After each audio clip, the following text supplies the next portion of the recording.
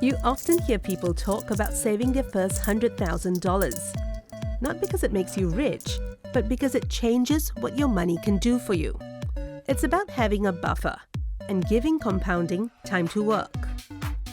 Getting to have that $100,000 in your bank account is really a safety net for most people. And knowing the fact that you have $100,000 in your bank account, that will allow you to even buy your property, or it could really give you the peace of mind in the event where anything's happening. You know that you have that money in your bank account.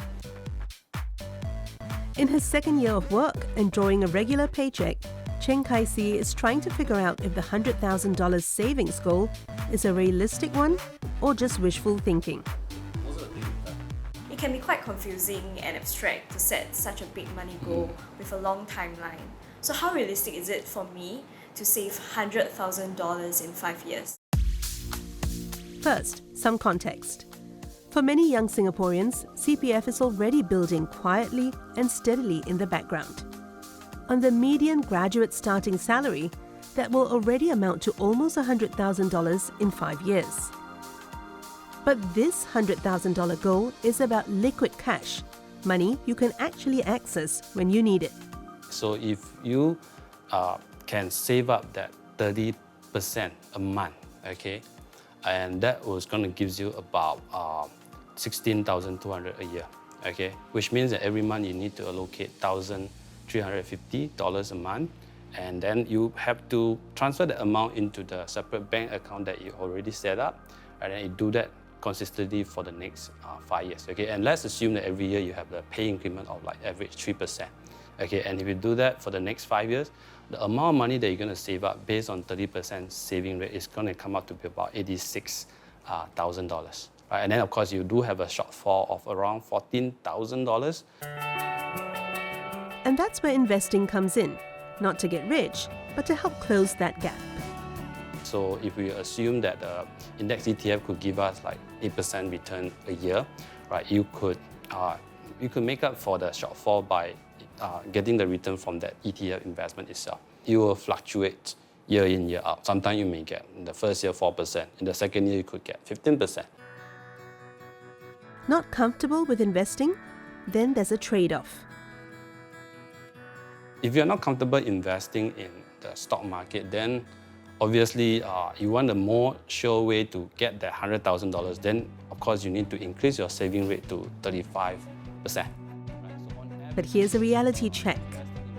I think if you are a young professional, I think it is a lot easier to achieve that $100,000 when you're starting out. You don't need a huge amount of money on your daily expenses compared to someone who already have kids. So the first step is really like look out for a stable job that gives you stable income. So by the end of the day, what you want to really hit is the $1,575 a month. Okay, if you're not planning to invest. If your active income lower than that, of course, you might want to work on like a side hustle, right? Go for freelancing job, work extra time, okay, to get additional pay to increase the amount, so that you really need this amount. Because if you set yourself $100,000, then of course you need to really put in the effort to save up the amount.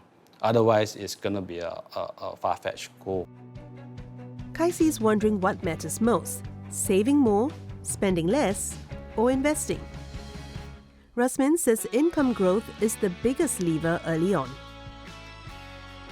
I think what matters the most when you are trying to hit that $100,000 is going to be growing your income, right? So if you can grow your income quickly, right, of course, it will be a lot easier for you to set aside $1,500 to $1,700 a month. Okay, if you don't have a high income, then the next thing that you can control is going to be your expenses, right? So you have to live really below your means, right, in order to save that $1,500 to $1,700 a month. Some choices can quietly derail the savings plan. So the other mistake that I think I've seen with some young professionals did was moving out from their parent house, right, and then go out and rent the moment they have active income. But if you are trying to hit this goal, right, so sometimes you need to make some compromises, right, and the best way for you to save a big bucks is really like the rental. So getting a car, that is also one of the big ticket items that most people, I think young professionals don't have to incur. Okay, until they start a family, when they have kids, then maybe the car will be more useful. And if your income is lower than the median, that doesn't mean the goal is out of reach.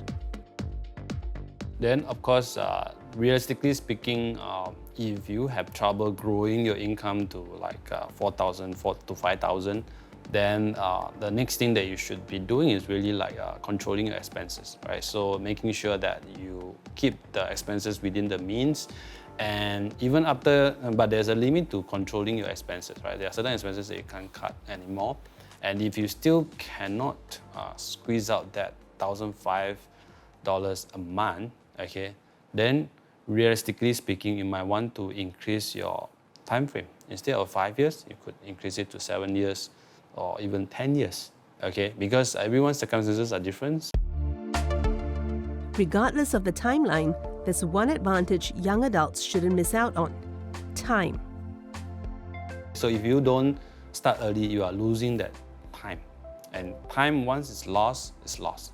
Right? Money, once it's lost, you can still earn it back. Right? But time, once you lose it, you're not going to get it back. So as someone who just started having a regular income, actually $100,000 seems like a pretty decent number for me. Yeah. I think this discussion made me feel that it's a target I can work towards too, with a real plan.